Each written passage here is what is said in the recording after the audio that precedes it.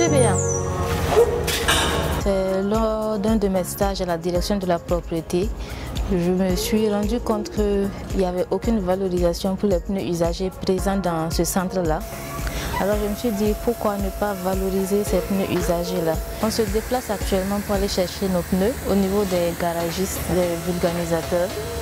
On a quelques partenaires maintenant. Donc quand il y a les pneus, on nous fait signe. Sinon on part les chercher nous-mêmes.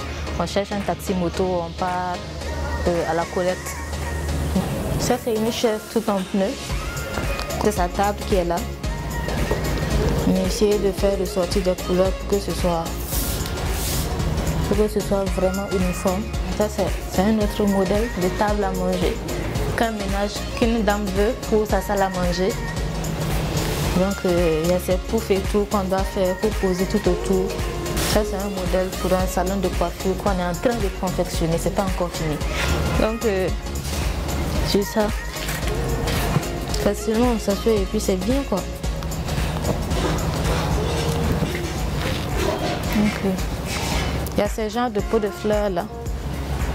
De 2018 à la moitié de 2019, on peut dire qu'on a recyclé un peu plus de 10 tonnes de pneus usagés. Donc et on n'est pas les seuls recycleurs dans la ville. Je me suis dit que à force de travailler petit à petit et si nous persévérons dans notre activité, je me dis que d'ici là on ne verra plus ces pneus usagés là dans nos villes. Donc ça serait vraiment très bien. Économiquement parlant, l'activité est très bien parce que jusqu'à présent je ne mène aucune autre activité que celle-là.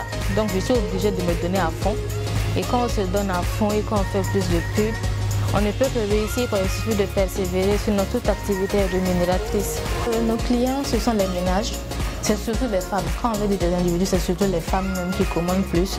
Mais ce sont les ménages, les femmes mariées pour leur maison, ce sont les salons de coiffure, des poufs et autres. Et ce sont aussi des entreprises qui veulent quelque chose de personnalisé, des couleurs personnalisées pour leur bureau, leur local et tout.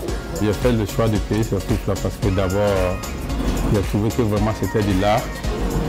Et pour encourager beaucoup ces personnes-là vraiment à travailler dans ce sens-là, il faut que nous autres là on puisse payer et vraiment mettre dans nos maisons.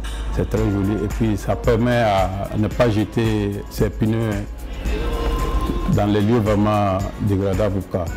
Tous mes clients quand ils rentrent, ils voient tout le monde apprécier. Ah, on ne savait pas qu'on pouvait prendre des pneus pour faire ça. Et puis abordable parce que toujours en matière de l'art, il n'y a pas de prix. Dans l'avenir, je veux vraiment que l'entreprise puisse grandir, que l'entreprise puisse produire des meubles de qualité, des meubles qui puissent concurrencer les meubles importés, afin qu'on puisse trouver de la qualité sur place au Burkina Faso. On ne te considère pas quoi.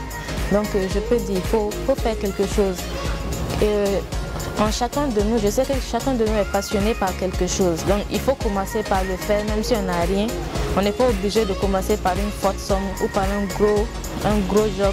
Mais il faut faire quelque chose. Et quand on commence, les portes s'ouvrent. Petit à petit, les portes s'ouvrent. Mais quand tu es là, tu ne sais pas que tu peux le faire.